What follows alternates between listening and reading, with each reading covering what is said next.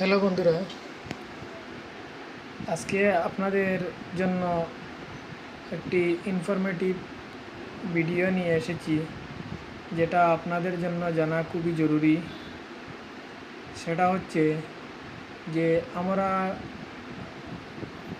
আমাদের যাদের অ্যাকাউন্ট রয়েছে স্টেট ব্যাংকে অথবা অন্য কোনো ব্যাংকে, যে কোনো সময় আমরা মোবাইল নাম্বার নতুন ব্যাংক অ্যাকাউন্টে অ্যাড করতে চাই অথবা চেঞ্জ করতে চাই, সে সময় ব্যাংকে যাওয়ার সময় ব্যাংক কর্তৃপক্ষ আমাদের কাছ থেকে একটি মোবাইল নাম্বার আমার বলে একটি প্রমাণপত্র চায়। সেই প্রমাণপত্রটা আপনারা কীরকম পাবেন সেটা আপনাদেরকে আজকে দেখিয়ে দেব। তো এখন আমি আপনাদেরকে দেখাবো যে জিও সিম যদি আপনাদের থাকে, সেই জিও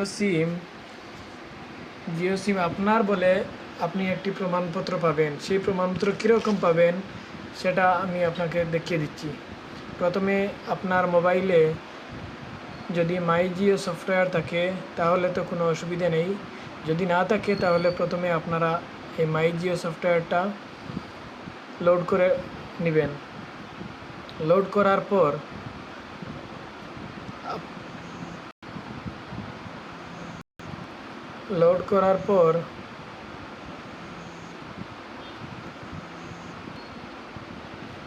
যদি ডাউনলোড হয়ে যায় তাহলে আপনার মোবাইল নাম্বার এই মাই জিও সফটওয়্যারে এন্টার করে একটি ওটিপি আসবে। সেই ওটিপিটা আবার এখানে বসাবেন।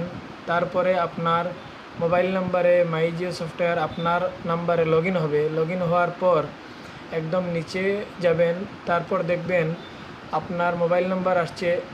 তারপর দেখবেন অ্যাক্টিভ প্ল্যান, সেই অ্যাক্টিভ প্ল্যানে আপনারা ক্লিক করবেন। অ্যাক্টিভ প্ল্যানে ক্লিক করার পর একদম নিচে যাবেন, আপনার দেখাবে রিচার্জ অ্যান্ড হিস্ট্রি।